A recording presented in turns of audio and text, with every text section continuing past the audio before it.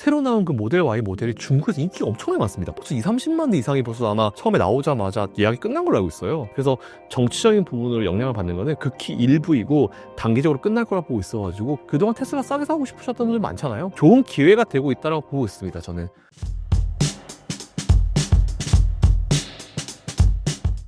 최근 테슬라 주가 상황에 대해 어떻게 보시나요? 테슬라요? 테슬라는 지금 어쨌든지 작년에 트럼프한테 성공했죠. 일론 머스크의 배팅 성공했죠. 모든 기업 중에 거의 뭐 몰빵으로 이제 공화당에 이제 투자를 했다가 이제 선거 작업됐다가 성공한 케이스인데, 전 사실은 아무리 좋은 기업이라도 이게 정치 테마가 되면은 이게 테마성 자금들은 단기적으로 들어왔다 단기적으로 빠져나가는 애들이기 때문에 어쩔 수 없었어요. 어쩔 수 없어요. 그래서 딱 보면 지금 그 전에 대선 전 수준까지 내려와가지고 조금 더 이제 내려간 상황이잖아요. 나올 거 다 나온 것 같아요.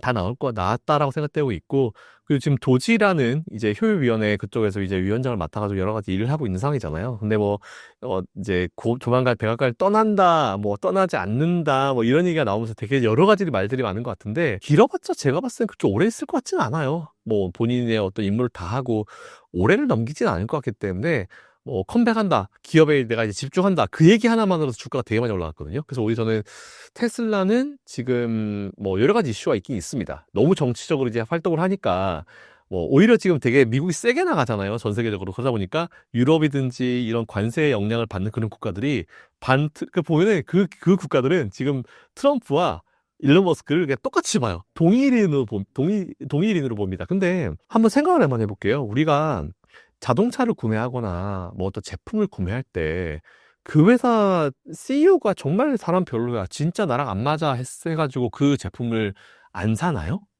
그런 식으로 치면은 우리한테 존경받을 CEO가 몇 명이나 있겠습니까? 그러다 보면 우리는 재화를 못 써요. 정말 저기 운영진은 경영진은 정말 싫지만 이 제품을 좋아서 산다, 보통 이러잖아요. 그래서 저는 뭐 일론 머스크가 그런 정치적인 활동을 해가지고 그것 때문에 뭐 지금 테슬라에 대한 뭐 판매가 줄어든다? 극히 일부라 봅니다.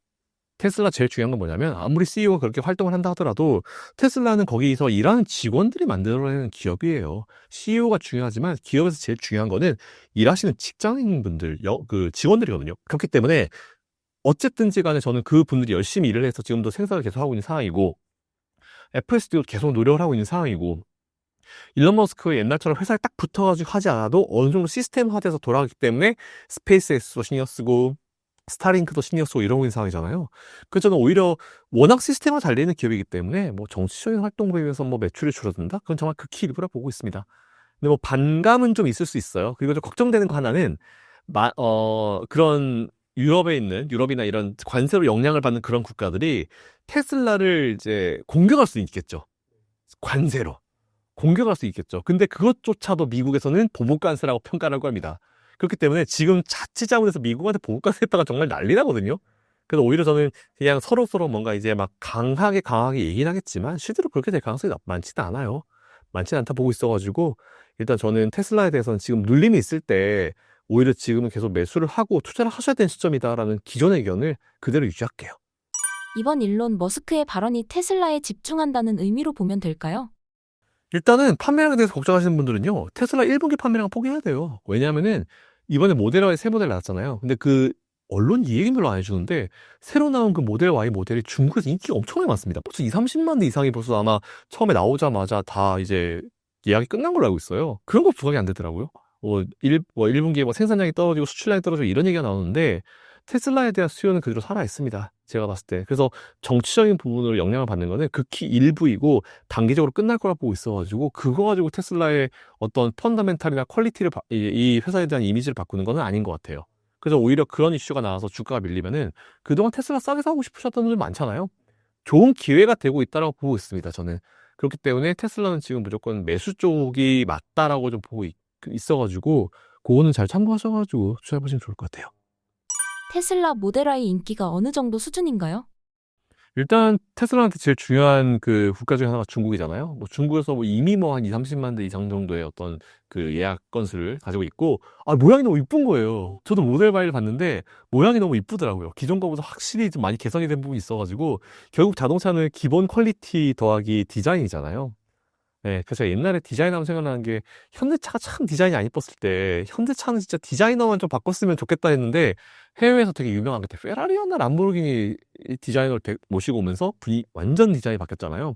그것도 사실은 저는 자동차에 영향을 좀 많이 준다 봐요. 그리고 오히려 저는 그렇게 막 해외에서 그런 어떤 이슈들보다는 다 자동차 디자인 바꾼 게 결국은 그 회사, 그 자동차 매출에 굉장히 큰 영향을 미치거든요, 그게. 예, 그래서 오히려 그게 더 크다라고 생각하고 있습니다. 테슬라의 자율주행 기술이 더 이상 압도적 1위가 아니라는 이야기가 있는데요. 테슬라 주가에 어떤 영향을 미칠까요?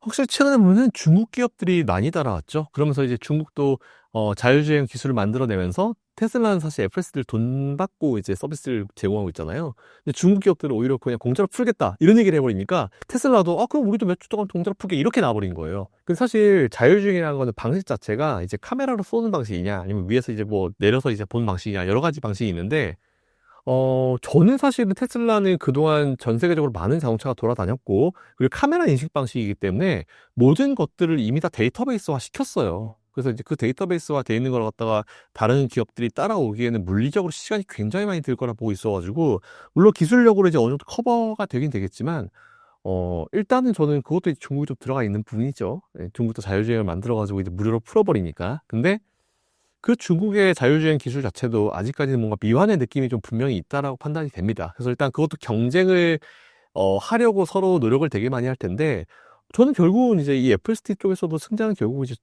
현재까지도 그렇고 앞으로도 그렇고 테슬라가 이제 그 지위를 유지할 거다라고 좀 보고 있어가지고 네, 그리고 지금 아시겠지만 이제 테슬라는 스페이스X와 스타링크를 가지고 있는 기업이잖아요. 그 회사 내에 있는 그러니까 회사 내 쪽에 있는 건 아니지만 일론 머스크가 운영하고 있는 다른 기업들과 테슬라 자동차의 얼라이언스도 충분히 만들어지고도 넘치는 수준이기 때문에 앞으로 나올 새로운 기술들 아직까지 나오지 않은 기술들도 우리가 분명히 기대감을 가지고 볼 필요는 있어가지고 전 다르다 봐요.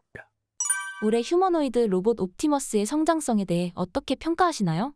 일단 옵티머스는 제가 알기로는 옵티머스를 연구하는 분들조차도 자기들이 생각하는 것보다 굉장히 빠르고 굉장히 뭔가 이해했을 때 굉장히 좀 기분이 되게 좋나 보더라고요. 뭔가 되게 보람된다라는 그런 얘기를 들은 적이 있는데 확실히 뭔가 이제 앞서가고 있고 옵티머스도 우리가 생각하지 못한 시점에 뭔가 결과물이 더 빨리 나올 수도 있겠다.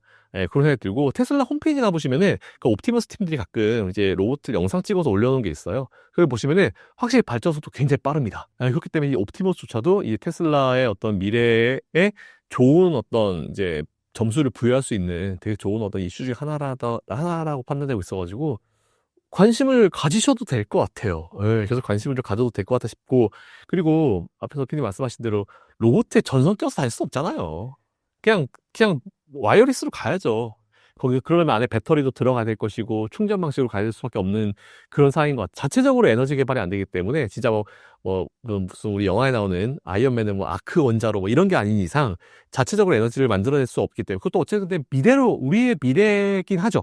로봇 자체로 이제 에너지를 만들어내는 것도 우리의 미래긴 한데 그렇다 하더라도 지금 당장에 우리가 볼 수 있는 미래는 아니니까 배터리가 중요합니다. 그렇게 되면 이제 배터리도 작아져야겠죠. 작아지고 고효율 배터리가 나와야 되는데 이건 사실 또 우리나라가 잘하거든요. 예, 그래서 우리나라 배터리 기업들은 어쨌든지 간에 좀 좋은 어떤 영향을 미칠 수밖에 없을 것 같아요, 저는. 그리고 그 로봇에 각형이 들어갈 수는 없잖아요. 원형이 들어가겠죠.